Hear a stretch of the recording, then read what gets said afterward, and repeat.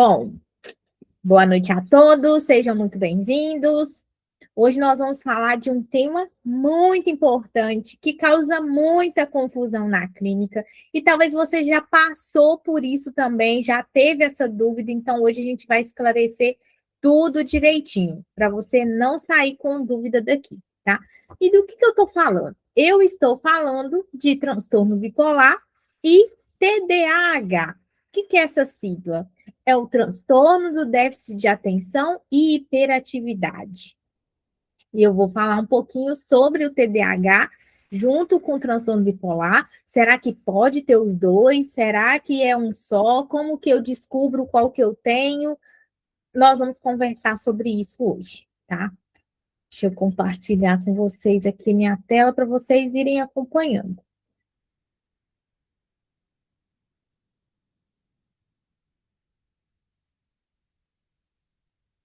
Como sempre, nossa aula, eu fico aqui com o chat aberto.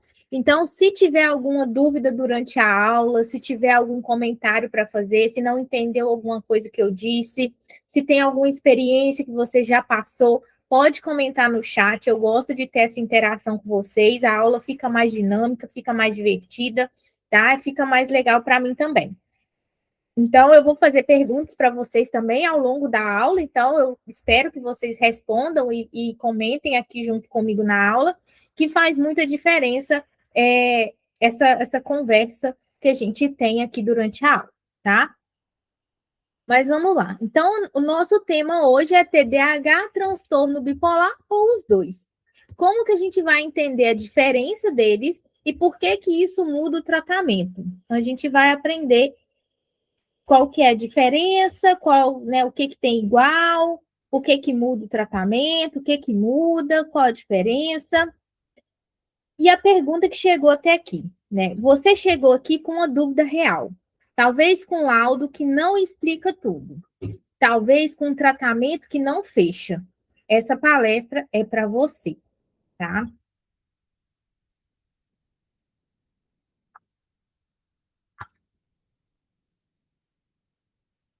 E essa pergunta chega aqui de formas diferentes. Às vezes vem assim: Tailândia, eu tenho laudo de TDAH, mas eu vivo em crise de humor.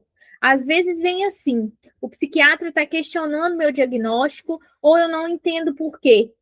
E às vezes é mais direto: será que eu tenho os dois ao mesmo tempo?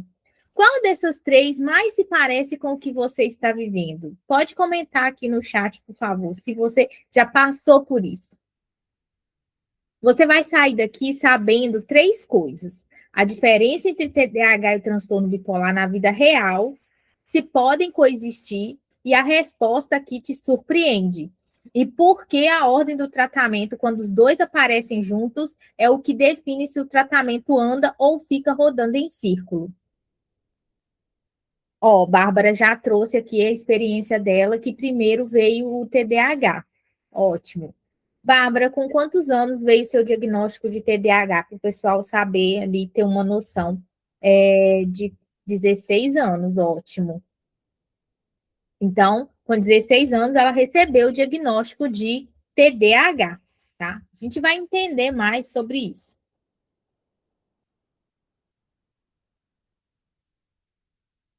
E para quem não me conhece, eu sou Tailândia, sou psicóloga, especialista em transtorno de humor, bipolaridade e depressão, e tenho transtorno bipolar.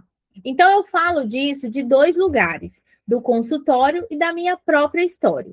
Isso importa porque eu sei o que é ficar sem entender o que está acontecendo de verdade com você. Daqui a pouco eu vou te contar a história de uma paciente fictícia, aluna, e ela vai tornar tudo isso muito mais concreto. Fica até o fim, porque o ponto que mais engana vem lá para o meio da aula. Olha, vamos lá. A Natália Santos, ela falou que veio primeiro o autismo. Deixa eu voltar aqui. Primeiro veio o autismo e TDAH aos 37 anos. Olha que interessante. Aqui a gente tem, então, exemplo de duas pessoas completamente diferentes.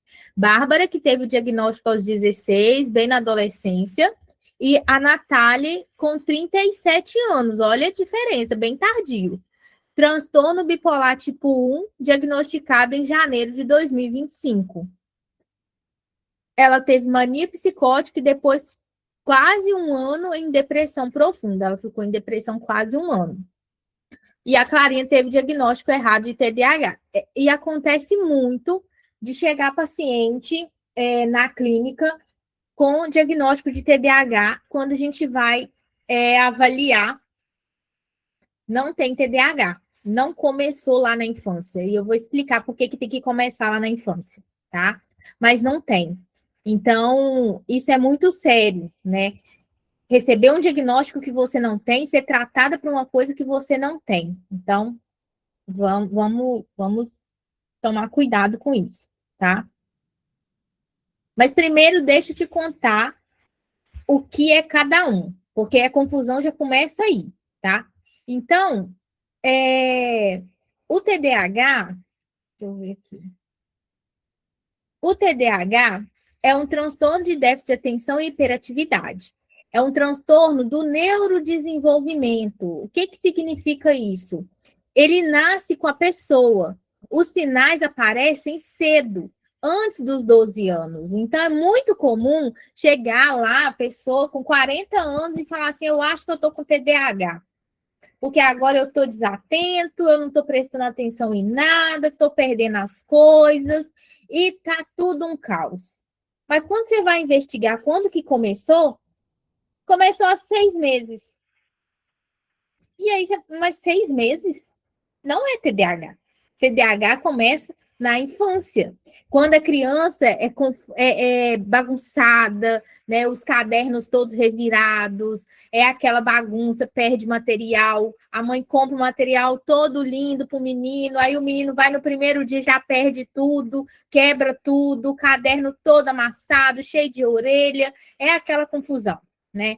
Não consegue prestar atenção na aula, no que o professor está falando, viaja na maionese e fica um desespero. Isso é o déficit de atenção. E tem o hiperativo, que é aquele menino que não fica quieto.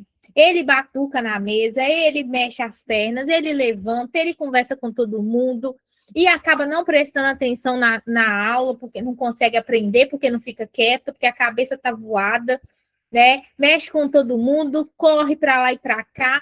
É um verdadeiro caos. Isso é uma criança, né?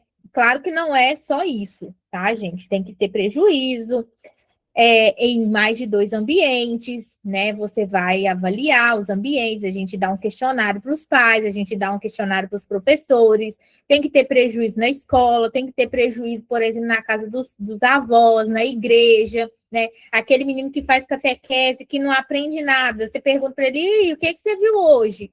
Não sei, não lembro, né? Não faço a mínima ideia do que aconteceu. E o que você viu na missa hoje? Qual a música que cantou na missa? Ih, não sei, não lembro. Mas você estava sentado lá na frente, como que você não lembra? Não lembro, não sei, né? Então, tem muito prejuízo. A criança tem muito prejuízo. E isso tem que começar desde a infância, antes dos 12 anos, tá? E o que afeta, né, o que o TDAH afeta principalmente são as funções executivas, que é o planejamento, organização, inibição de impulso, gerenciamento de tempo. Então, aqui a criança, o adolescente e o adulto, ele não consegue planejar uma lista de tarefas, ele se perde ali naquela lista de tarefas, ele não consegue, se você falar com ele assim, faz o bolo, primeiro você pega o ovo, depois você pega o leite, ele já se perdeu, ele não sabe nem o que ele vai fazer, né? Ele não, o que eu vou fazer mesmo? Ah, o bolo. Ah, tá. O que eu tenho que pegar primeiro? Então, é muito desorganizado, né? A organização, o quarto é um caos, a vida é um caos, o carro é cheio de coisa, né? É aquele carro cheio de coisas ali espalhadas, a casa é uma bagunça, é cheio de coisas, coisas que a pessoa pode, para você é descarte, mas a pessoa tem um apego e ela fala assim, não, eu vou guardar porque eu vou precisar, um dia eu vou precisar, né? Então tem essa coisa de acumular certos objetos, de guardar certos objetos. A inibição do impulso pode fazer a pessoa gastar, né, certa quantidade aí, que rola a confusão do transtorno bipolar, porque nem todo gasto compulsivo e excessivo é transtorno bipolar, tá? Gasta com jogo, gasta com compras, e aí tem essa confusão do impulso, né? O uso de substâncias pode ser um fator, tá? Então a gente tem que tomar cuidado com isso. Ele, né, o TDAH ele tem problema com isso. E gerenciamento de tempo. Se ele não andar com cronômetro, ele se perde, né? E aqui, assim, Bárbara tem, ela é muito organizada com isso, né? Hoje ela nem faz terapia mais, ela já aprendeu as técnicas e tudo que ela estuda, ela usa Pomodoro para controlar o tempo, para ela não passar da hora do estudo, para ela estudar o tempo que ela consegue. Ela vai lavar a louça, ela presta atenção no tempo, então ela não fica ali lavando a louça a tarde inteira, né, como se não tivesse nada para fazer. Não, ela tem, né, ela foca nesse gerenciamento de tempo, porque ela tem outras coisas para fazer, porque senão vira um caos, tá? Então, aqui, a criança, o adulto, ela tem dificuldade de sustentar a atenção em tarefas que exigem esforço, esquece compromisso, começa coisas e não termina. Então, é muito comum começar a fazer o bolo e deixar para lá e fazer outra coisa. Começa a limpar a casa, aí vai para outro canto, aí vai fazer outra coisa, vai cuidar da planta, e aí a varanda está lá toda molhada, ensaboada, e aí a pessoa vai lá aguar as plantas, e depois vai dar comida para o cachorro, e vira uma confusão, tá? Então, não termina. Na escola, na faculdade, o desempenho fica abaixo do que o potencial dela mostraria em outras situações, e todo mundo ao redor acha que é preguiça ou jeito de ser. Tá fazendo sentido para vocês até aqui? Tá? Qualquer coisa podem comentar aí, podem mandar mensagem, tá? Que eu estou observando. Mas então, assim, é muita coisa que acontece na vida do TDAH. Não é simplesmente só uma falta de atenção, tá? Muitas vezes a gente vai ver que no transtorno bipolar, a falta de atenção acontece no episódio depressivo e no episódio de mania e de hipomania, tá? De formas diferentes, mas acontece também. Então, às vezes o paciente chega com dificuldade de atenção, de confusão, e, na verdade, ele está entrando no episódio, né? E por isso que a cognição dele está afetada, tá? Então, a gente vai entendendo mais claramente sobre isso. E o que é o transtorno bipolar? O transtorno bipolar é diferente já na raiz, porque ele se organiza em episódios, períodos bem marcados, em que o humor, a energia e o comportamento mudam de forma clara.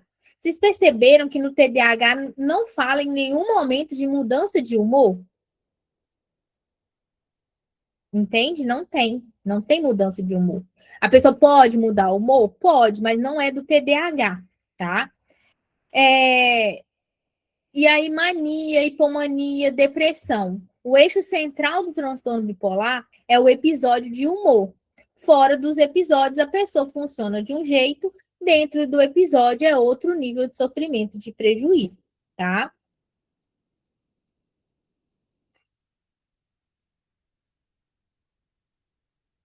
Os dois mexem com atenção, impulso, organização e sono.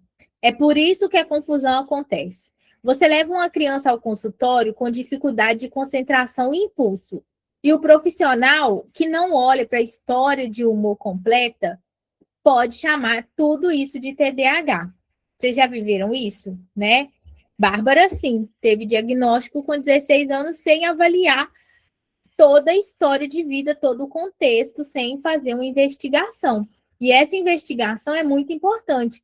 Eu sempre falo com os psicólogos da clínica da importância da gente buscar fazer uma investigação longitudinal da vida do paciente. Não é só o recorte dele aqui agora, porque agora ele pode estar depressivo e eu posso dar um diagnóstico de depressão maior. Mas e o passado dele? Como que foi a história de vida desse paciente? Ele teve episódios de ativação? Ele teve episódios de problemas com cognição? como que foi o passado desse paciente, né? Vamos buscar, vamos investigar isso. Então, eu cobro muito dos psicólogos da clínica para que não aconteça diagnóstico incorreto, tá?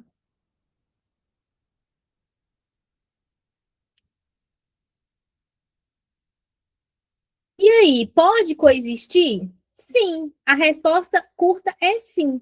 A resposta completa é sim. E a forma de como é tratado muda tudo. E aí vem a pergunta que deu nome a essa aula. Pode ter os dois ao mesmo tempo? Claro que pode, uai. É mais comum do que parece. Estudos mostram que uma parcela significativa dos pacientes com transtorno bipolar tem TDAH como comorbidade. E comorbidade é quando dois diagnósticos na mesma pessoa, cada um com sua cara, seus critérios e seu impacto. Eu vou te dar um exemplo de caso, no sentido literal, né? Minha esposa, para quem não sabe, ela tem TDAH, né? A Bárbara, ela tem TDAH e ela tem transtorno bipolar. Os dois diagnósticos confirmados. O transtorno bipolar foi em 2019 e o TDAH, como ela disse, com 16 anos. E ela me conta que, por muito tempo, a sensação era de que os tratamentos não fechavam. Ela não melhorava, não resolvia. Quando o humor descompensava, o que tinha avançado na atenção e na organização ia tudo junto, virava um caos. Só quando os dois foram diagnosticados, foram identificados e tratados de forma planejada, é que as coisas começaram a se organizar de verdade. Então, o que aconteceu? O médico deu o diagnóstico de transtorno bipolar e falou: a partir de agora a gente vai cuidar do seu humor. Vamos, e vai cuidar do humor. Cuidou do humor. Agora vamos cuidar do TDAH. Vamos cuidar do TDAH com o humor estabilizado. Fazendo isso,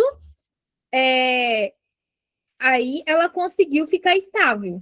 Hoje, quando o humor dela oscila, o TDAH é afetado automaticamente, né? Mas ela não descompensa mais como antes. Hoje ela tem ferramentas para poder trabalhar, ela consegue trabalhar com essas ferramentas, e foi tudo graças à terapia, tá?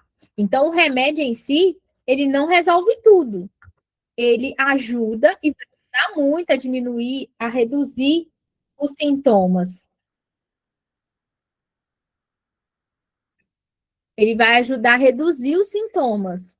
Só que, sozinho, para o TDAH e para o transtorno bipolar, não vai resolver 100%. O que vai ajudar, com certeza, é a terapia cognitivo-comportamental com as técnicas e o protocolo de transtorno bipolar e de TDAH, tá? Vamos falar um pouquinho mais sobre isso.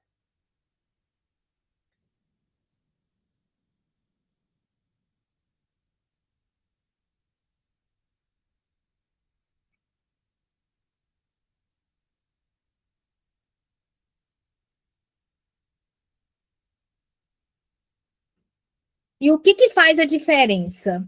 A ordem do tratamento. Eu vou explicar em detalhes logo, ali na frente. Mas antes eu preciso te mostrar como que o TDAH aparece na prática, porque tem um jeito dele aparecer que engana muito, inclusive nos testes. Quem normalmente tem o diagnóstico de TDAH, normalmente passa pelo que a gente chama de avaliação neuropsicológica. É uma avaliação formada por 10 a 12 sessões, onde o psicólogo ele passa vários testes para o paciente fazer, teste de atenção, de memória, vários testes de personalidade. Então, tem vários testes que vai ser avaliado ali e vai sair um laudo, normalmente um laudo grande, de 12 páginas ali, mostrando os resultados dos testes e mostrando se você tem o diagnóstico ou não. Ah, tá. E funciona para transtorno bipolar? Não, não funciona, tá? Porque não existe teste que avalia o transtorno bipolar. Existem escalas que a gente utiliza para avaliar o episódio de mania, o episódio de depressão, mas não existe um teste que a gente aplica que sai lá como transtorno bipolar. O diagnóstico é a entrevista clínica. Então, você tem que sentar com o profissional e contar sua vida para ele. E o profissional fazer as perguntas direcionadas para saber e fechar o seu diagnóstico. Tá? Então, não existe teste para transtorno bipolar. O TDAH que ninguém reconhece na hora. Então, existe um tipo de TDAH que passa anos sem nome. Não porque os sinais não estejam lá, mas porque eles não fazem barulho. O tipo de TDAH que mais engana é o desatento. Não tem a criança pulando em cima da mesa. Tem uma criança que parece voada, que olha para o professor e a cabeça foi embora, que na prova em branco esqueceu tudo que estudou, que na catequese a catequista chamava atenção porque não conseguia acompanhar o que o padre falava, e todo mundo ao redor achava que era o jeito dela, que era assim mesmo. Vocês conhecem alguém assim, que é uma criança voada, quieta, fica quieta no canto dela, mas não aprende, não lembra de nada que aconteceu, você dá os comandos, ela não consegue seguir, né? Pode ser você na infância, né? Pode ser um colega, pode ser um irmão, em casa, no trabalho, você pode ter um colega que é assim, que você dá os comandos para ele, ele não consegue seguir, né? O que importa é reconhecer esses sinais, né? E que esses sinais já estavam ali desde cedo. Essa é a marca do TDAH. Os sintomas precisam estar presentes antes dos 12 anos e aparecer em mais de um ambiente. Escola, casa, casa dos avós, né, na igreja.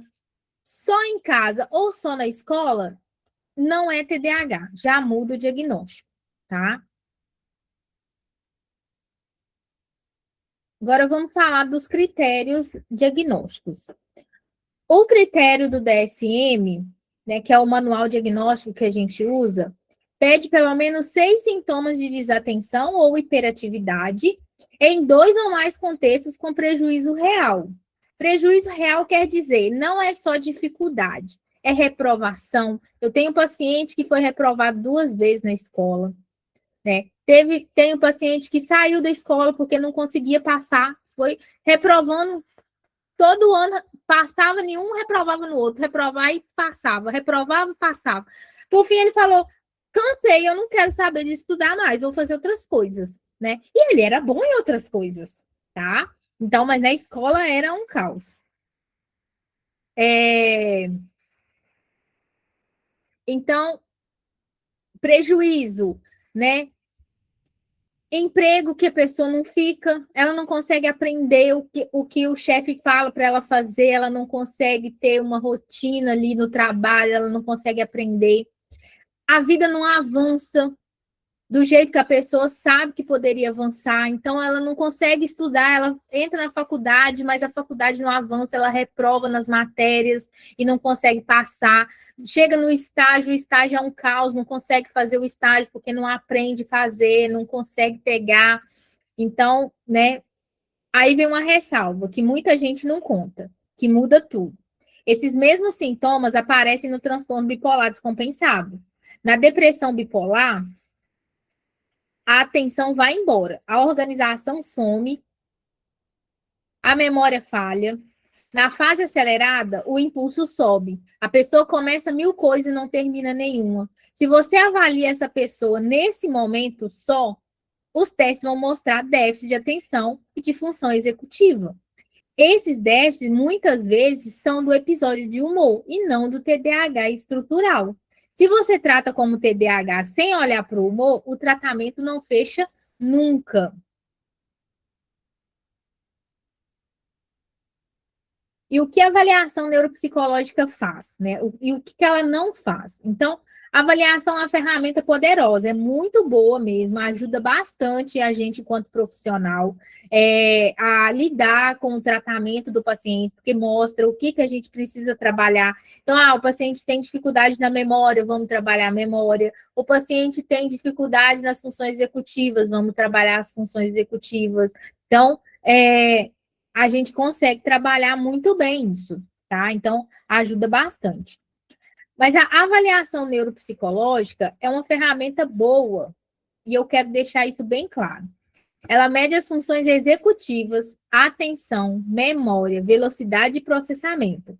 Só que ela mede o que está acontecendo no dia em que os testes são aplicados.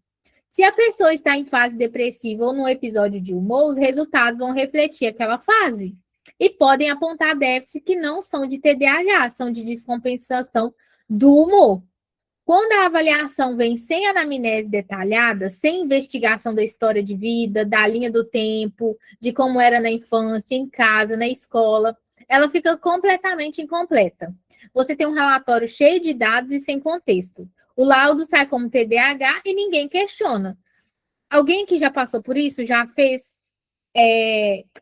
avaliação neuropsicológica e deu ali, pronto, era isso mesmo, ninguém questionou o passado. Deu tudo alterado. Pois é, o que acontece? Bárbara fez a última avaliação dela, ela fez quando ela estava depressiva, né? E, e a gente viu que deu, assim, muito alterado, né? E aí a gente vai repetir essa avaliação para ver se realmente o TDAH dela é grave, né? Se realmente é grave, e se os testes da memória, das funções executivas, da atenção, se realmente estão tão defasados quanto estava na avaliação, tá? Então, assim, porque na época ela estava depressiva, com efeito colateral de remédio, então, assim, estava uma confusão. Ela nem deveria ter feito essa avaliação na época, mas a médica solicitou e aí ela resolveu fazer, tá? Mas o ideal é você fazer com humor estável para você avaliar se realmente tem algum transtorno neurocognitivo, tá? Qualquer pessoa pode fazer avaliação neuropsicológica? Qualquer pessoa pode fazer avaliação neuropsicológica. É só buscar uma neuropsicóloga, né, que seja boa, e é uma avaliação que não é barato, tá? Porque os testes são extremamente caros. Então, é, então a gente pode fazer, né? Se a gente tiver estável, a gente pode fazer. Eu sou doida para fazer, mas ainda não surgiu oportunidade.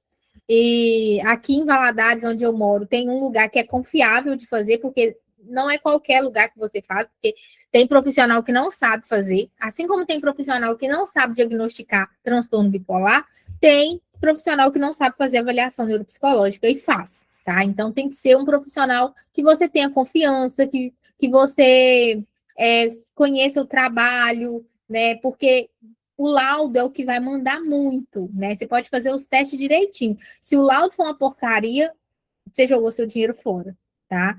Então, a gente já viu laudo aqui na clínica, assim, laudos lamentáveis de profissionais que a gente não teve nem o que fazer com o laudo, porque estava completamente sem informação, tá?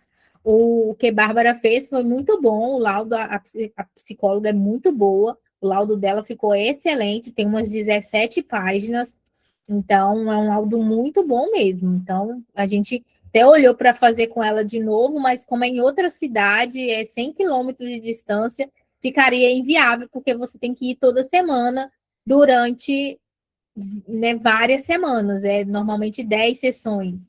Então, é um pouco demorado. Deixa eu ver aqui, meu passado foi investigado, mas o TAB não apareceu no início. A partir de quantos anos? A avaliação neuropsicológica pode fazer desde pequenininho, tá? Existem testes que avalia criança de 2 anos, a gente já faz avaliação neuropsicológica. Já existem testes que avaliam a atenção, a memória da criança, e até 80 e tantos anos, 90 e tantos anos, dependendo do teste, avalia, não tem idade final, tá? Mas a partir de 2 anos a gente já faz avaliação, a gente não, porque eu não faço, né? Mas já se faz avaliação neuropsicológica já de criança, tá? É muito legal. 5 anos para TDAH ainda é muito novo, tá? Normalmente a gente não tem no critério de avaliação uma idade inicial, mas a gente avalia, espera entrar na escola para a gente ver como que vai ser o rendimento dele na escola e avalia também o rendimento dele em outras áreas. Então, em casa, na escola, na igreja, no futebol, se ele faz futebol, se ele sabe fazer as coisas direitinho, se ele tem coordenação motora, né? Como que é o comportamento dele ali, se ele é desatento no futebol, tipo, jogam a bola para ele, ele não pega a bola, né? Ele fica voado. Então, tem como avaliar outros ambientes também. Ele pode ser hiperativo também, né? Porque tem o hiperativo, então a gente vai avaliar também. Tem os critérios que a gente vai avaliar, mas assim, eu esperaria um pouquinho mais, tá? Eu acho 5 anos muito novo. Quando eu atendia criança, eu atendia um de 4 anos, que eu falei com o pai da suspeita, né? Falei, mas expliquei para o pai que eu não ia fechar nenhum diagnóstico, porque é, ele era muito novo ainda, 4 anos era muito novo, a gente precisava esperar, porque pode ser da fase do desenvolvimento da criança também, tá? Então, nem sempre é transtorno, né? Às vezes é a fase da criança. Eu, quando era criança, eu era a Tasmania da escola. Eu corria atrás dos meninos, brigava de lutinha, jogava o chinelo dos meninos no telhado da escola e corria de todo mundo, né? E era assim, um terror. Quando eu comecei a estudar psicologia, eu comecei a pensar que eu tinha TDAH, que eu era hiperativa, porque como uma criança era tão inquieta desse jeito? Mas tinha épocas que eu era muito quieta, que eu ficava quieta, que eu brincava de casinha com as meninas, que eu fazia piquenique com as meninas, quietinha, sentada, conversava, brincava de boneca. Então, tinha fases. Depois que veio o diagnóstico de transtorno bipolar, fez sentido para mim que eu não era TDAH. Na verdade, era o transtorno bipolar já naquela fase, né? Já criança. Então, fez muito sentido, porque eu oscilava muito ali já, naquela idade, né? Mas eu pensei assim, será que eu não tinha TDAH quando eu era criança? Né? Porque, nossa, eu era hiperativa, porque eu era tentada demais. Nossa, eu corria atrás dos meninos, a professora riscava minha mesa assim no chão para eu não sair, para eu não. Porque eu terminava o dever rápido para ir conversar com os meninos, com os coleguinhas, e ficava rodando a sala. E aí, depois, quando veio o diagnóstico de TDAH, aí, quando veio o diagnóstico de transtorno bipolar, fez sentido para mim, tá? O TDAH, ele é genético, então pode ser que ele tenha sim, tá? Então, busque uma neuropsicóloga que seja boa, que de preferência que seja mais focada no TDAH, sabe? Para poder fazer essa avaliação com ele. Você vai ver que vai valer muito a pena. Não é uma avaliação barata, tá? Então, não faça pelo preço, porque tem muito profissional ruim aí que faz negócio de qualquer jeito. Então, busque uma que seja, assim, especialista em TDAH, que estude, né, que já fez pós, que tenha pós de neuropsicologia, porque qualquer um pode aplicar teste, não, né, não necessariamente precisa ter uma pós, mas se tem a pós é porque estudou mais profundamente os testes, né, então sabe do que está fazendo.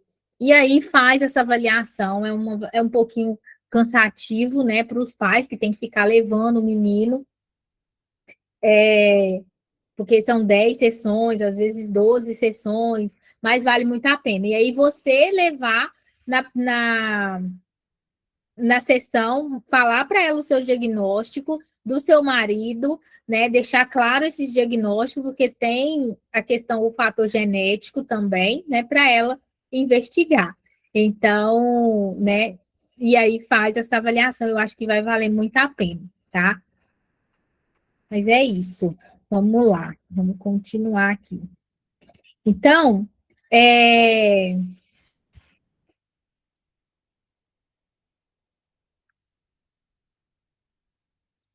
vamos lá, vamos continuar.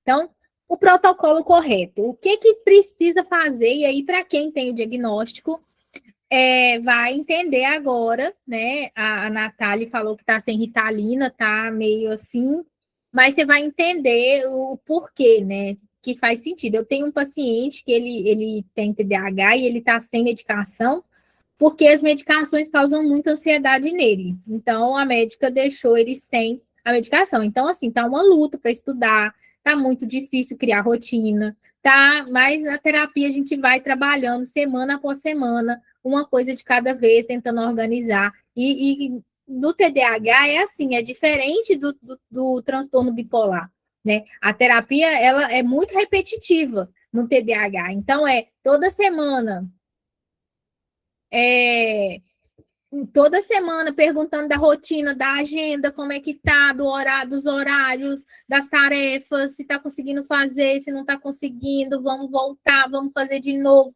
No transtorno bipolar, não, a gente explica, faz psicoeducação sobre o transtorno, sobre os episódios, sobre os sintomas, o paciente aprende ali, né?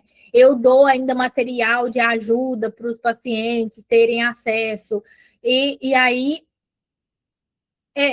menos repetitivo, a gente vai seguindo. No TDAH, não, a gente vai seguindo, vai voltando, e tem que ir alinhando tudo bem direitinho, tá?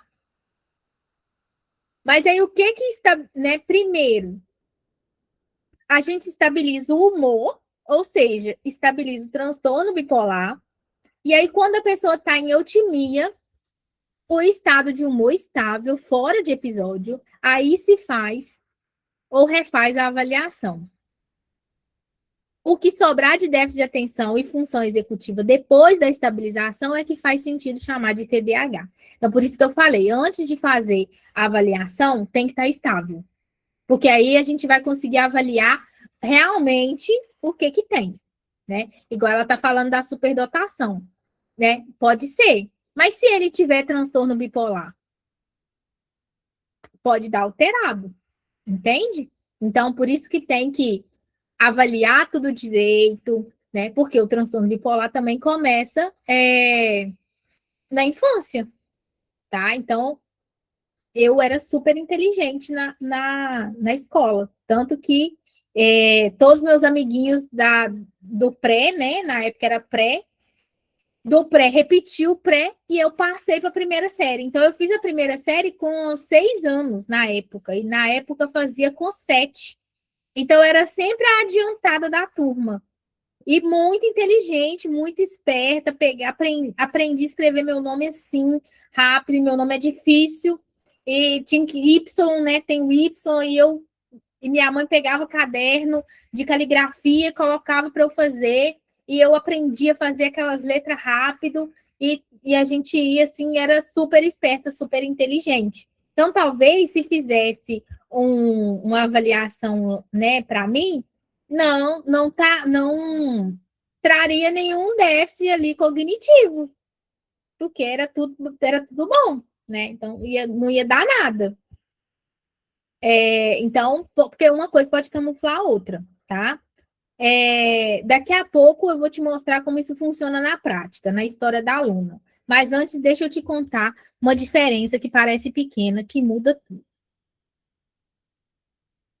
Então, aqui é a diferença que o teste não captura sozinho.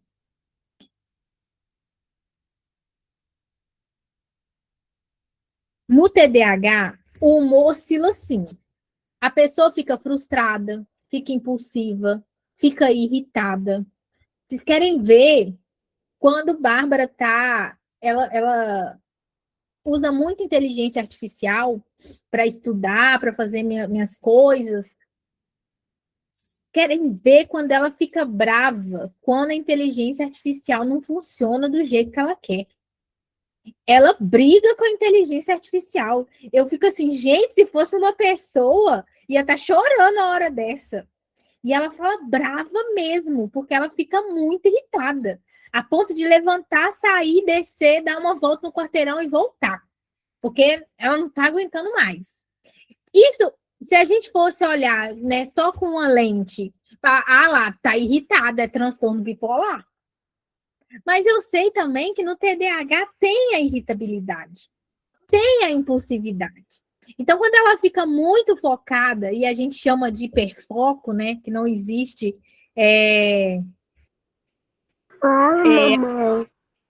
a gente fala do hiperfoco, mas não é tão consenso assim na literatura, mas é essa impulsividade de ficar ali focada num assunto específico, né? Igual a Natália falou que está fazendo a tese de doutorado, mas não está conseguindo focar.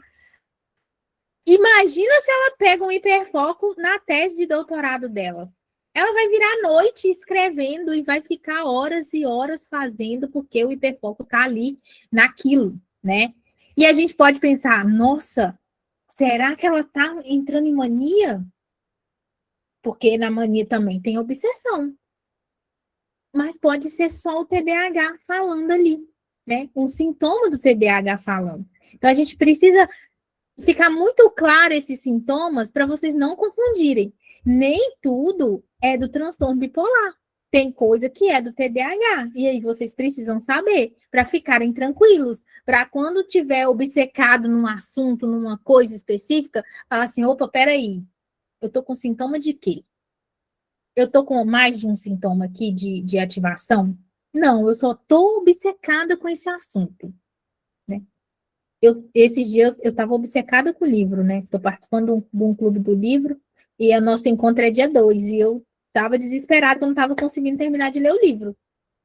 Comecei a ler o livro sem parar. Onde eu ia, eu levava o livro. E aí eu posso falar, nossa, eu estou obcecada, será que eu estou entrando em mania? Mas espera aí, eu tenho outros sintomas? Eu estou dormindo, eu estou falando mais, eu estou irritada, eu estou com a libido alta, eu estou gastando muito, eu estou com atividades perigosas. Não estou com nada.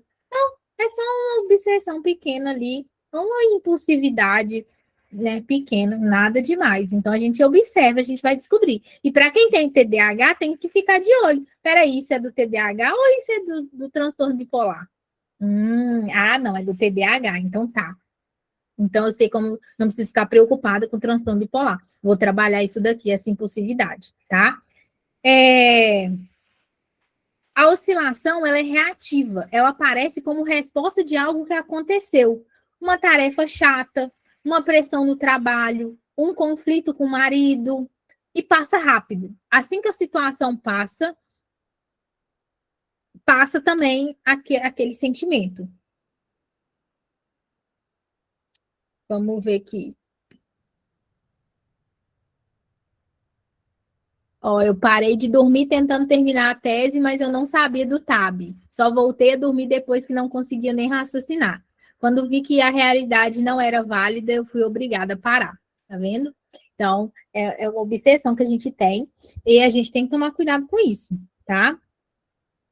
O episódio de humor no transtorno bipolar é diferente. Ele aparece independente do gatilho externo, claro. Dura dias ou semanas e vem acompanhado de um conjunto de mudanças, é o que eu falei: sono, energia, pensamento, comportamento, risco. Não é só humor ruim ou humor bom. É um estado diferente do que é o normal da pessoa, tá? Vocês conseguem ver essa diferença do que vocês já viveram hoje? Fica claro para vocês essa diferença ali de oscilação do TDAH para o transtorno bipolar? Vocês conseguem? Ótimo, maravilha. Bárbara já ganhou alta, Bárbara não vale, não. Realmente, o TDAH é momentâneo, né? O transtorno bipolar, ele dura semanas e vem junto com outros sintomas. Então, a gente ficar atento a esses outros sintomas, né? Para a gente ficar, opa, não, está acontecendo isso e isso junto, né? Eu sempre falo para os pacientes ficar atentos, assim, mais de 4 sintomas é sinal de ligar para o médico. Então, vamos ligar para o médico, né? Não vamos ficar esperando, não. Agora eu vou contar um pouquinho para vocês da história da aluna, tá? A aluna é um caso real, 2 diagnósticos, anos de tratamento incompleto e uma virada que só aconteceu quando a história foi olhada por inteiro. Então, a aluna ela tem transtorno bipolar e TDAH desatento. Isso manda muito, tá? Na avaliação neuropsicológica, você descobre qual que é o seu tipo de TDAH, se é o desatento, se é o hiperativo ou misto, tá? Então, é possível ter os dois. Uhum. Os dois confirmados, mas o caminho até esse diagnóstico durou anos.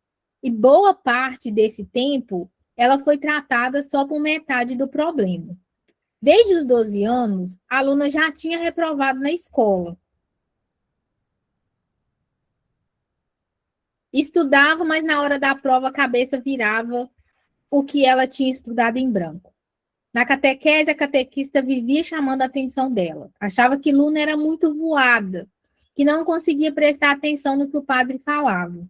Em casa, todo mundo achava que era o jeito dela. A Luna é assim mesmo. Quem aqui já ouviu isso de alguém da família, né? No início do relacionamento, eu achava a Bárbara muito voada. Nossa, eu não tinha, é, nunca tinha tido contato com uma pessoa com TDAH, e aí eu achava ela muito lenta, muito voada, e a gente brigava demais. Nossa, a gente brigava muito por causa disso, porque ela esquecia as coisas, era desorganizada, bagunceira. Hoje ela melhorou bastante, mas ainda é bagunceira, né? Desorganizada, tem que ficar pegando no pé dela. Mas com o passar do tempo, eu fui aprendendo a lidar com ela. Eu vi que era o jeito dela, né? Que o transtorno não ia ser curado, não ia melhorar da noite para o dia. Então, eu fui aprendendo a lidar com ela. Então, uma dica para vocês que têm TDAH, que é casado, que tem namorado, né, e tem filhos também, é pedir a psicóloga. Aqui na clínica a gente faz isso, né? A gente conversa com o familiar do paciente, quando o paciente autoriza, faz essa conversa com o paciente, sabe? Com o familiar do paciente. Então, eu acho muito válido a gente fazer essa conversa, porque a gente tem que entender, né, enquanto parceiro ali, família, que a pessoa não vai mudar, que a gente precisa aprender a lidar com o jeito dela. E foi o que eu fiz, né? Senão a gente não estava junto até hoje, não. São 8 anos juntos. E eu fui aprendendo, né? Ela foi melhorando, claro. Ela fez muita terapia, aprendeu muita coisa, mas ainda tem algumas coisinhas que passam despercebido, tipo, falar 3 comandos para ela, não dá, ela se perde, eu tenho que falar uma coisa de cada vez, né? Dirigir, sempre eu que dirijo, ela nunca dirige, ela nunca leva, né? Porque ela se perde, ela não é, a orientação espacial dela não é muito legal, então ela se perde, eu já sei os caminhos, eu já sei as ruas que tem que passar e tudo, então a gente fez esse combinado. Ela anda sozinha, mas comigo eu sempre que levo, né? Quando a gente sai junto, eu sempre que levo.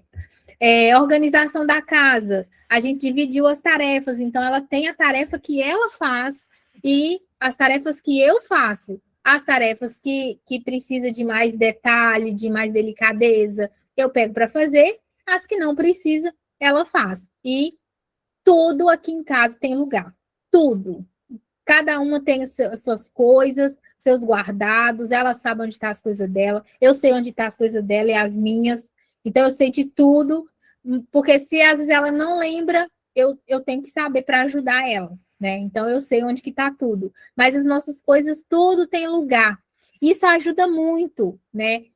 Para a gente que vive junto, assim. Tem lugar da chave, tem lugar do tênis, tem lugar da meia, as gavetas são organizadas, cada gaveta tem uma coisa, né? As ferramentas têm lugar das ferramentas, e tudo tem lugar.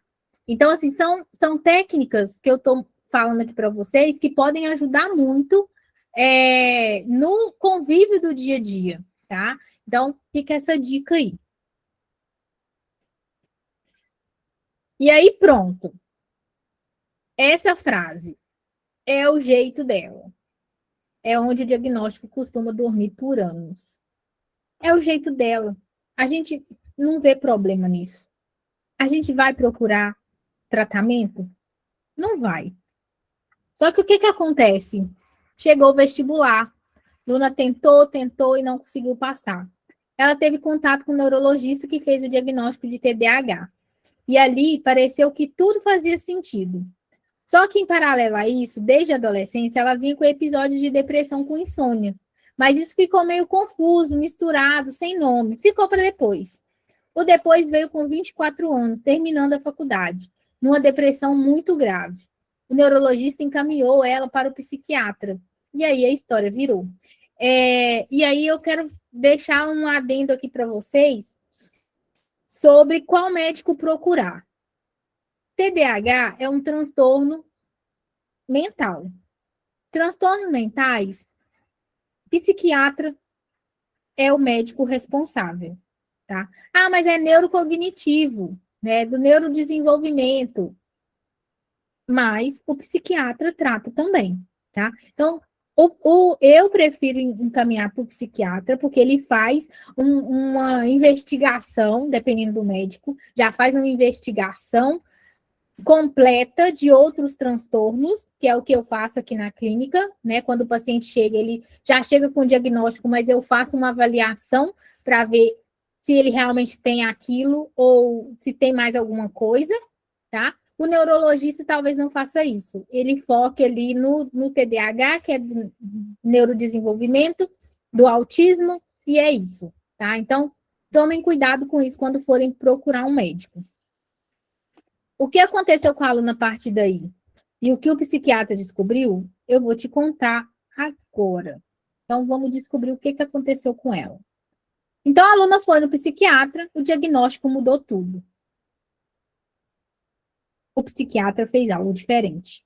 Ele não olhou só para os sintomas do dia. Ele olhou para a história inteira.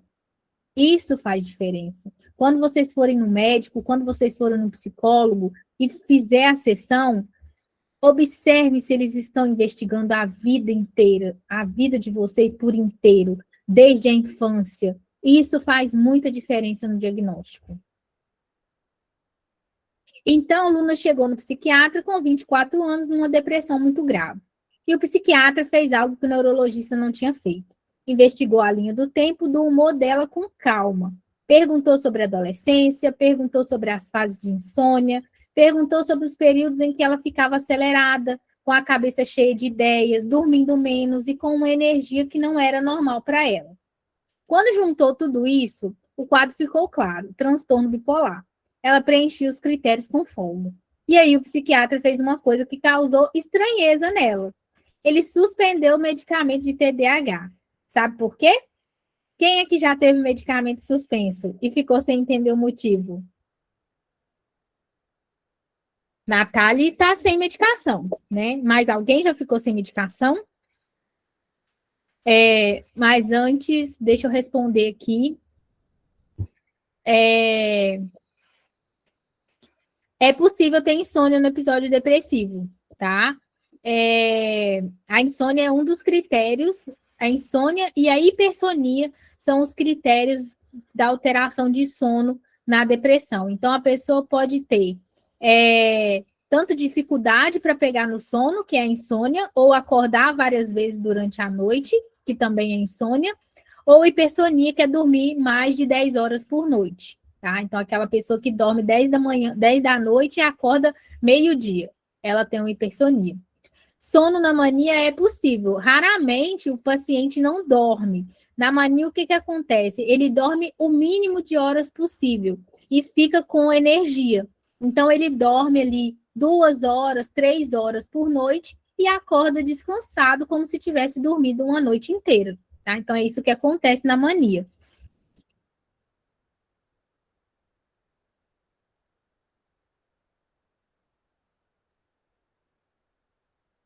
É normal, é comum. Eu tenho muitos pacientes que têm hipersonia, e é um sintoma muito difícil de trabalhar. Mas então, é importante sempre perguntar para o médico por que ele está retirando a medicação, por que ele está tendo essa conduta. Você pode perguntar, a consulta é sua, você, né, pode tirar todas as suas dúvidas, tá? Mas o que que acontece? Que é um medicamento estimulante, que é o que trata o TDAH na maioria dos casos. Pode desestabilizar o humor em quem tem transtorno bipolar não tratado. Pode encurtar o ciclo, pode precipitar uma fase de aceleração.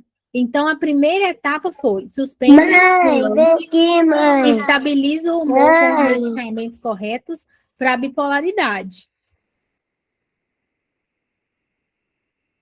Primeiro o alicerce, depois o resto. Mãe.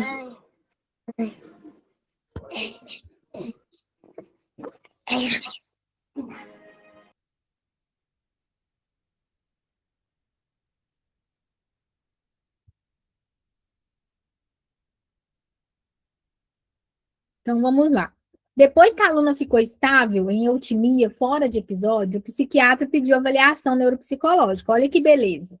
Dessa vez com a anamnese completa, com contexto, com a aluna funcionando no estado base dela. Olha como que ela está feliz. E aí a avaliação confirmou, ela tinha TDAH mais grave do que o primeiro diagnóstico tinha mapeado, além do transtorno bipolar. Os dois juntos, cada um com sua cara. Com o humor estável, deu para montar o tratamento dos dois de forma planejada. A medicação de TDAH voltou com ajuste em combinação com estabilizador de humor. Porque dá para você tomar os dois ao mesmo tempo. Hoje, Bárbara toma os dois ao mesmo tempo, mas ela tem o tratamento do transtorno bipolar muito alinhado, muito correto, né? As medicações certas que estabilizaram ela, que segura o humor dela e não deixa ela desestabilizar tomando o psicoestimulante, tá? Então, a aluna trabalhava com demanda intelectual muito alta, ela precisava da medicação para funcionar. Só que precisava também do humor no lugar primeiro, tá? Faz sentido essa ordem para vocês? Porque o que que acontece? Às vezes vai ter paciente que não pode esperar. Ele vai precisar tomar o remédio junto ali com as medicações enquanto fica estável, não tem como esperar ficar estável. Foi o caso da Bárbara. Ela não ficou estável primeiro para depois tomar a medicação. O médico foi ajustando a medicação dela junto com o psicoestimulante. Só que teve mudança de psicoestimulante, teve tentativas de um, de outro, que não deu certo, e aí tentava, não alterava o humor, e aí foi fazendo essas alterações assim. Mas sempre com um acompanhamento muito de perto do médico, tá? Então, por isso que é importante, assim. Primeiro o chão, depois o resto. O alicerce em primeiro lugar. O que trata o TDAH e o que não fecha sem bipolaridade no radar. O tratamento do TDAH tem dois pilares sólidos, mas quando o transtorno bipolar está presente, não é olhado, nenhum dos dois pilares sustenta. O tratamento de TDAH, quando está isolado, só TDAH, sem transtorno bipolar junto, tem dois pilares, farmacológico e psicoterápico. No farmacológico, os psicoestimulantes são a primeira linha, metilfenidato, anfetamina, que é o Venvanse, metilfenidato é a Ritalina. Eles ajudam a regulação da atenção e do impulso. Em adultos, especialmente quando a demanda intelectual é alta, trabalho, faculdade, múltiplas responsabilidades, a medicação faz diferença real no funcionamento diário. Na psicoterapia, a TCC estruturada para TDAH tem um foco muito prático: organização de rotina, planejamento de tarefas, agenda, manejo de distração, reestruturação das crenças de competência que a pessoa foi acumulando ao longo dos anos, de porque eu não consigo fazer o que todo mundo consegue. Quem é que já fez essa pergunta? Quem ouviu alguém próximo falar, né? Às vezes você já pensou, por que que eu não consigo? Né? Por que que eu não consigo? Todo mundo consegue. Eu não sou capaz, né? Então, é muito comum essas frases de desvalor, né, da pessoa que tem TDAH. Então, é uma crença que mais aparece e ela tem uma história para ser refeita. Só que esse é o ponto que eu quero que você leve daqui. Quando tem transtorno bipolar junto, tratar só o TDAH não fecha. Você pode melhorar foco numa fase estável. Quando o episódio de humor chega, vai tudo junto. A atenção piora, a organização some e você conclui que o tratamento não funciona. O problema, muitas vezes, é que o humor nunca foi olhado de verdade. E o que a TCC faz para o transtorno bipolar e onde ela muda de forma. Então, a TCC para o transtorno bipolar é parecida em nome, mas diferente em foco. Ela não é sobre lista de tarefas, é o que eu expliquei mais cedo. É sobre reconhecer o estado de humor antes que ele vire episódio completo. Na prática, o que a gente trabalha é isso: identificar os sinais precoces de mania, quando o sono começa a reduzir, quando a pessoa começa a achar que tem energia demais, quando os projetos multiplicam, os sinais precoces de depressão, quando o prazer vai embora, quando a rotina começa a travar, quando o corpo pesa de manhã. Com esses sinais mapeados, a pessoa aprende a agir antes. Ela não espera o episódio chegar completo. Age quando ele ainda é um sinal, quando está começando.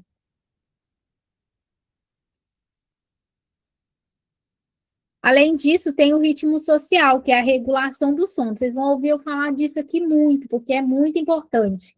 Refeições, atividades, relacionamentos em horários consistentes. Para o transtorno bipolar, rotina é medicamento. Isso piora de verdade quando a pessoa dorme em horários aleatórios, come na bagunça, sem âncora fixa no dia.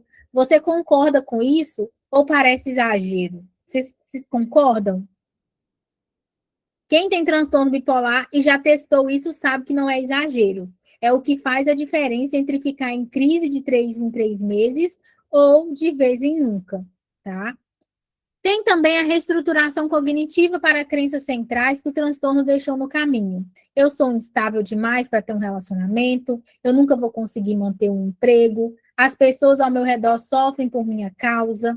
Essas crenças são reais, foram construídas com base em episódios reais, e elas precisam de trabalho real para mudar. Não de afirmação positiva, mas de revisão com base no que a pessoa já construiu fora dos episódios. Estabilidade não é ausência de transtorno bipolar, é ter ferramentas para gerenciar antes que vire crise.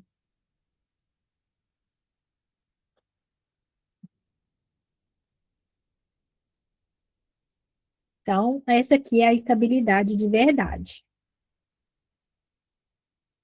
Se eu me reconheço com Luna, o que eu faço? Então, se você que está ouvindo essa aula se reconhece com a aluna, teve diagnóstico tardio, né, foi tratada por uma coisa e depois descobriu que tinha outra.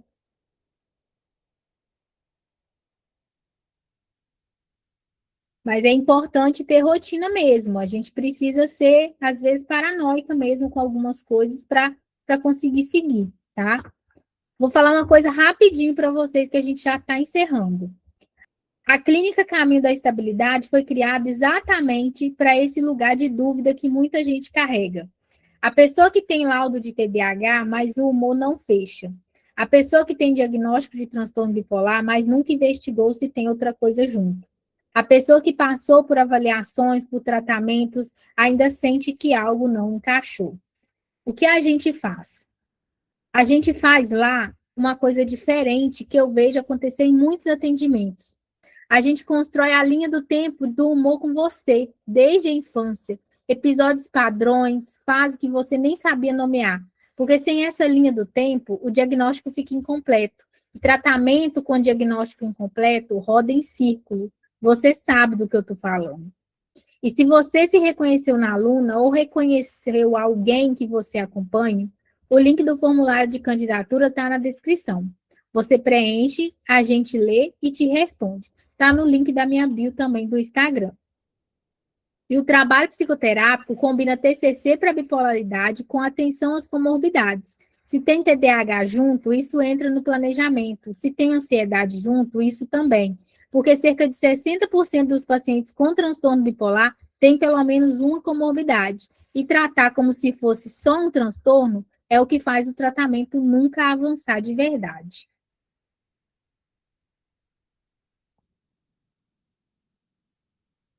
Então, 3 pontos simples, diretos, que fazem a diferença na prática. Então, vamos recapitular aqui o que eu mostrei hoje, porque tem uma reviravolta aqui no fim que eu preciso mostrar. Então, ponto 1. TDAH e transtorno bipolar são diferentes na raiz, TDAH é do neurodesenvolvimento, começa cedo, afeta funções executivas de forma contínua. Transtorno bipolar se organiza por episódios de humor, com períodos de mania, hipomania e depressão. Ponto 2. Podem coexistir. E quando coexiste, a ordem certa é estabilizar o humor primeiro, reavaliar a atenção e eutimia e só então ajustar o tratamento TDAH. E ponto 3. Esse aqui importa. Nem todo déficit de atenção é TDAH. Quando a pessoa está num episódio de humor, ela perde atenção, perde organização, perde função executiva. Isso pode sair num laudo como TDAH se a avaliação não for feita, se ela for feita no momento errado. E aí vem a pergunta para fechar. Pega lá o que eu te pedi para guardar mais cedo. Quem respondeu espontâneo quando eu perguntei sobre oscilação de humor, se o seu humor muda sem motivo claro, por dias ou semanas, com mudança sem sono e energia junto, você tem pelo menos um critério de episódio de humor que precisa ser investigado. Isso não fecha diagnóstico aqui, porque o diagnóstico é com profissional, mas fecha uma pergunta que você talvez precise levar para o seu psiquiatra. Se os sinais de desatenção que você tem aparecem principalmente dentro dessas fases, pior na depressão, diferente na aceleração, e somem ou diminuem muito quando o humor está estável, a hipótese mais forte é transtorno bipolar e não TDAH. O TDAH real persiste fora dos episódios e ele está lá na eutimia também. Então, Bárbara está estável hoje, mas ela mantém tomando o remédio de TDAH, porque o TDAH continua lá, tá? Então, TDAH, transtorno bipolar ou os dois, depende da sua linha do tempo, depende do estado que você foi avaliado e depende de um olhar que considere humor e atenção juntos, sem separar o que não pode ser separado. 3 coisas que eu quero que você leve hoje. TDAH e transtorno bipolar têm critérios diferentes e pedem olhares diferentes. Confundir os dois adia o tratamento que funciona de verdade. Se os dois existem juntos, o humor vem primeiro, a atenção que sobra depois da estabilização é o que merece ser tratado como TDAH. E a avaliação feita fora da eutimia pode apontar déficits que são episódios, não do transtorno de atenção. Uma coisa pequena que eu te peço, se você sair daqui com dúvidas sobre o seu diagnóstico, leve essa dúvida para o seu psiquiatra ou para o seu psicólogo. Pergunta: minha avaliação foi feita em fase estável? Essa pergunta sozinha já vale uma aula.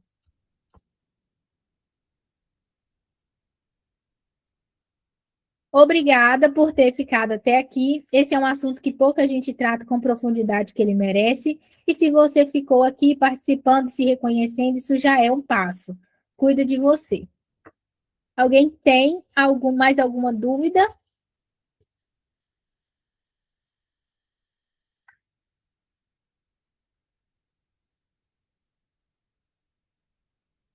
Eu que agradeço. Muito obrigada pela participação de todo mundo. Boa noite para vocês. Até semana que vem.